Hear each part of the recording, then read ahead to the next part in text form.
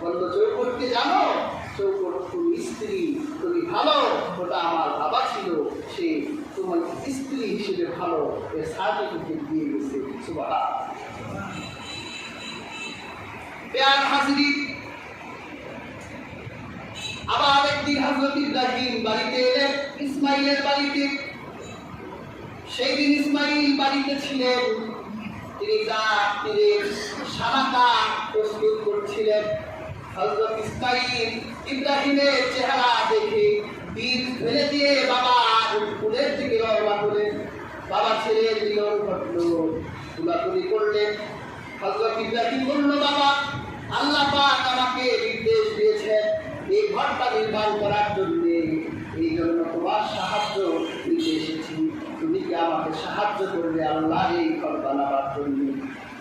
হযরত ইসমাইল বলল, বাবা, আপনি যদি আল্লাহর এই খানায় কাবা নির্মাণ করেন, তাহলে আমি আমার সমস্ত কাজ বাদ দিয়ে আমার আল্লাহ সন্তুষ্টির জন্য আপনার সাথে আল্লাহর ঘর নির্মাণে নিযুক্ত হব। আপনি আমাকে পাবেন, আপনি ঘর নির্মাণ করার জন্য আপনি সকল ধরনের কার্যক্রম হাতে নেন।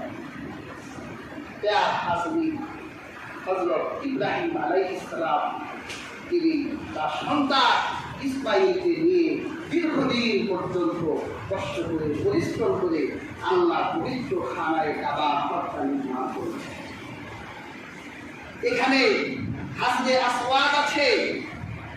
যখন কাবার ভিত্তি তারা নির্মাণ করছিলেন, একটা পর্যায়ে গিয়ে আর উপরে কিভাবে ভিত্তি ইটগুলো তিনি দিবেন, এজন্য সে আর কোনো ক্যালকুলেশন খুঁজে পাচ্ছিল না যে এটা কিভাবে আর উপরে গাঁথুনি দেওয়া যায়। তখন আল্লাহ পাক হযরত ইব্রাহিমকে হাজরে আসওয়াদ দিয়েছিলেন। এই হাজরে আসওয়াদ পাথরের উপর তিনি যখন দাঁড়াতেন, এই পাথরটা তাকে উপরে উঠাই দিত। সুবহানাল্লাহ। তিনি গাঁথুনি দিতেন, আবার তাকে নামাই দিতেন। এটা লিফট। এই লিফটের থিওরি হযরত ইব্রাহিম 1000 বছর আগে দুনিয়া বাতিল করে গেছে। সুবহানাল্লাহ।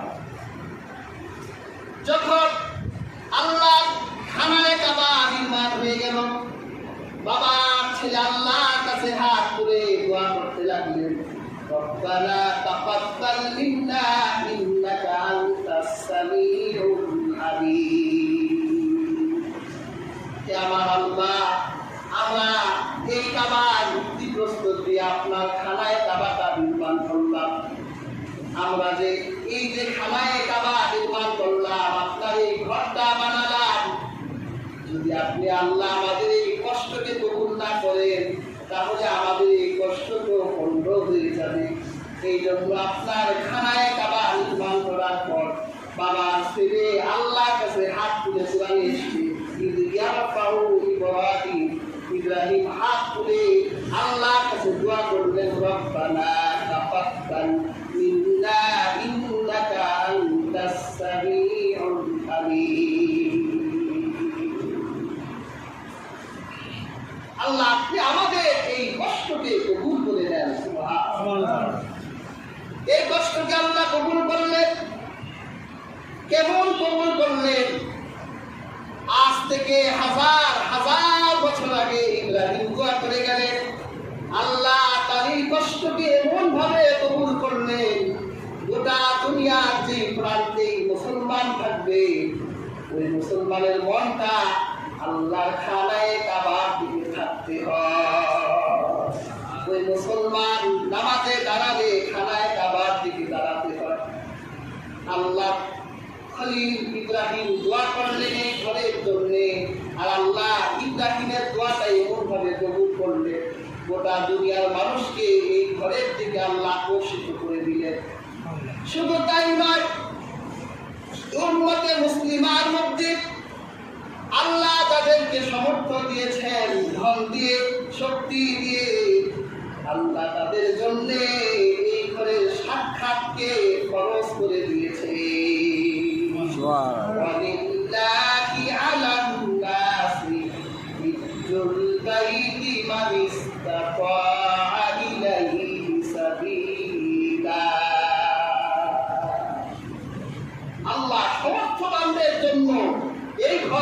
জিয়ারতকে আল্লাহ ফরজ করে দিয়েছেন। যদি সমর্থবান ব্যক্তি সমর্থ থাকার পরেও হজে না যায়, তাহলে রাসূলুল্লাহ দীর্ঘবীর কণ্ঠে বলেছেন, সে ব্যক্তি যদি ইহুদি হয়ে মারা যায় অথবা খ্রিস্টান হয়ে মারা যায়, তাহলে মুহাম্মদুর রাসূলুল্লাহ কিচ্ছু আসে যায় না। ইহুদি হয়ে মারা গেলেও মুহাম্মদ সাল্লাল্লাহু আলাইহি ওয়াসাল্লামের কিছু আসে যায় না, আর সে খ্রিস্টান হয়ে মারা গেলেও মুহাম্মদুর রাসূলুল্লাহ সাল্লাল্লাহু আলাইহি ওয়াসাল্লামের কিছু আসে যায়। এই ঘরটাকে আল্লাহ গোটা দুনিয়া কেন্দ্র বানিয়ে দিয়েছিলেন। এই ঘরকে কেন্দ্র করে আল্লাহ গোটা দুনিয়া মুসলিমদেরকে ঐক্যের এক ইশারা দিয়েছেন। সুবহানাল্লাহ। হাজিরিন, সেই হজের মাস কিন্তু সমাপ্ত। কাজেই হজ তো কঠিন কিছু না, আবার কঠিন কিছু। হজ্জের যারা ইসলামী মাসায়েল এবং গবেষণা করে, তারা আল্লাহর কোরআনকে, রাসূল কারীম সাল্লাল্লাহু আলাইহি ওয়াসাল্লামের হাদিসকে বিশ্লেষণ করে তারা হজকে তিনটি শ্রেণীতে ক্লাসিফিকেশন করেছে, তিনটা ভাগে ভাগ করেছে। একটা হজকে বলা হয় ইফরাদ, আরেকটা হজকে বলা হয় তামাত্তু, আরেকটা হজকে বলা হয় কিরান। ইফরাদ হলো একাকী, একটি ইহরামে হজ সম্পূর্ণ করা। আর তামাত্তু, এটা এই হজে একটা উমরা করা যায়, একাধিক উমরাও করা যায়, একটা করাই হচ্ছে উত্তর, আরেকটা বড় হজ করা যায়। আর হজ্জে কিরান হলো এক নিয়তে এক ইহরামে উমরা এবং হজ করা।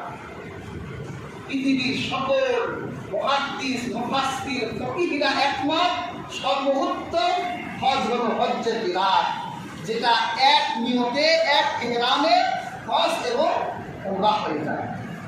তবে যারা দূর দূরান্ত থেকে যায় তাদের জন্য হজ্জে তামাত্তুটাই করা উচিত, কারণ মাঝখানে অনেক ডিস্টেন্স থাকে। এক নিয়তে এক ইহরামে উমরা এবং হজ করা তাদের জন্য অনেক কষ্টকর হয়ে যায়। এই যে যারা এখন যাচ্ছে হজে, তারা যদি ইচ্ছে করে তাহলে একটা উমরাও করতে পারবে, আবার বড় হজও করতে পারবে। উমরায় দুইটা ফরজ থাকে, দুইটা ওয়াজিব থাকে। আর আমাদের বিখ্যাত কিতাব হুজুরিতে বড় হজ্জে ওয়াজিব 5টি কথা, অনেক বর্ণনায় 6টির কথা উল্লেখ করা হয়েছে এবং 3টি ফরজের কথা উল্লেখ করা হয়েছে। হজ করাটা যেরকম ফরজ, হজের মাসালা জানাও ওই রকম ফরজ। হজ্জের 3টি ফরজ হলো, এর একটি হলো ইহরাম বাঁধা। ইহরাম কাকে বলে? মানে কিছু জিনিস আল্লাহ নির্দিষ্ট সময়ে, নির্দিষ্ট স্থানে, নির্দিষ্ট দিনের মধ্যে কিছু কাজকে আল্লাহ হারাম করেছে। মাথার চুল কাটা যাবে না, হাতের নখ কাটা যাবে না, শরীরে সুগন্ধি লাগানো যাবে না, এরকম কিছু কাজকে আল্লাহ সুবহানাহু ওয়া তাআলা হারাম করেছেন। এই ইহরাম যারা বাংলাদেশ থেকে যায়, ইহরামের কিছু আদাব আছে, যেমন প্রথম নিয়ত করতে হয়, এরপর গোসল অথবা ওযু। আপনি যেখান থেকে ইহরাম করবেন সেখানে গোসল করা সম্ভব হলে গোসল করে নেবেন, অথবা বাড়ি থেকে যদি কেউ গোসল করে এয়ারপোর্টে যায় সেখান থেকে ইহরাম করবে, তাহলে ওই পর্যন্ত যদি তার গোসলের পবিত্রতা থাকে তাহলে ওটা গোসলের ইহরাম হয়ে যাবে। আর যদি ওই পর্যন্ত তার ওযু না থাকে তাহলে ওখানে গিয়ে সে গোসল করে সে ইহরামের নিয়ত করবে। সেলাইবিহীন 2টি কাপড়টা পরিধান করতে হবে, ডান বগলের উপর দিয়ে কাপড়টা পেঁচাই দিতে হবে। এরপর তার 2 রাকাত নামাজ আদায় করতে হবে, তারপর তাকে তালবিয়া পাঠ করতে হবে, লাব্বাইক আল্লাহুম্মা লাব্বাইক লাব্বাইক লা শারীকা লাকা লাব্বাইক ইন্নাল হামদা ওয়ান নি'মাতা লাকা ওয়াল মুলক লা শারীকা লাকা লাব্বাইক। এই তালবিয়াটা করে তাকে বিমানে উঠে যেতে হবে। ইহরাম কাজ শুরু হয়ে গেছে, তার ইহরামের খরচ আদায় হয়ে গেছে। সে যখন আল্লাহ খানায়ে কাবায় পৌঁছে যাবে, বড় হজ্জে তার 9 তারিখে আরাফার মাঠে উপস্থিত থাকবে। সেখানে গিয়ে তাকে ফজরের নামাজ আদায় করে সূর্য অস্তের আগ পর্যন্ত তাকে আরাফার মাঠে থাকতে হবে। একজন মানুষের জীবনে সবচেয়ে বড় আমল হলো আরাফাতের মাঠের আমল। সুবহানাল্লাহ। এই যে পৃথিবীতে যত দিন দেখেন, যত রাত দেখেন, যত ইবাদত দেখেন, সবচেয়ে দাবি হচ্ছে আরাফাতের মাঠে অবস্থান করার ইবাদত। কারণ এই আরাফাতের মাঠে আল্লাহ হাসরের ময়দান বানাবেন। সুবহানাল্লাহ। এরপর 10 তারিখে তাকে তাওয়াফে জিয়ারত করতে হবে। সেই দিন আরো অনেক কাজ থাকে, মাথা মুন্ডন করতে হয়, মুহাল্লিকিনা রুউসাকুম ওয়া মুকাসসিরিন, সাই করতে হয়, সাফা মারওয়ায় দৌড়াতে হয়। তবে সেই দিনের খরচ হলো তাকে আল্লাহ খানায়ে কাবা তাওয়াফ করতে হবে। এখানে অনেকে তাওয়াফ করতে গিয়ে ভুল করে। কাবার 4টা কর্নার আছে, একটা কর্নারে হাজরে আসওয়াদ, সবচেয়ে দক্ষিণ দিকে যে কর্নার এটা হচ্ছে হাজরে আসওয়াদ। এখানে হাজরে আসওয়াদ, এখানে হচ্ছে মাকামে ইব্রাহিম, এখানে জাতুল ইরাক, এখানে জাতুল ইয়ামিন। তাওয়াফ করতে হয় হাজরে আসওয়াদের এই সীমানা। বর্তমান সরকার এই হাজরে আসওয়াদের সরাসরি এই প্রান্তে সবুজ বাতি দিয়েছে।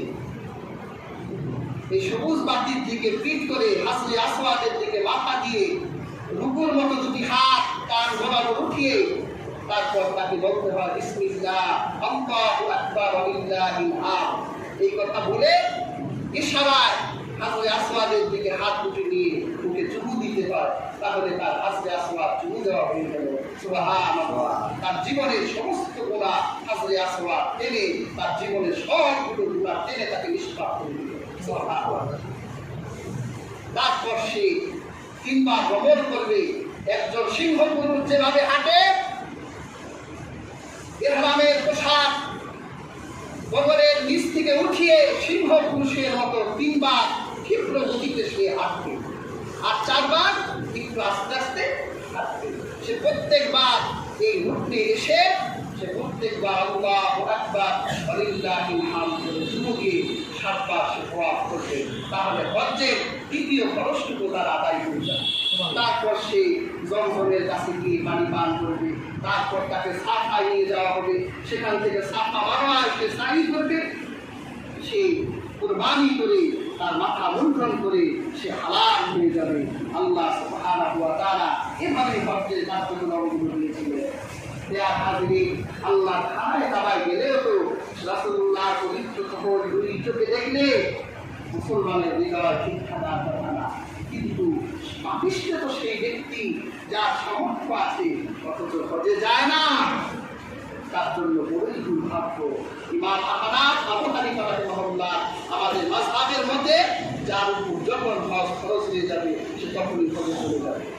যদি সে পরবর্তীতে হজে যায়, জীবিত থাকলে তার গুনাহ মাফ হয়ে যাবে, কিন্তু মারা গেলে এই হজ্জের গুনাহ নিয়ে আল্লাহর আদালতে উঠতে হবে। এই কারণে সে কঠিন আসামি হয়ে যেতে পারে। সেজন্য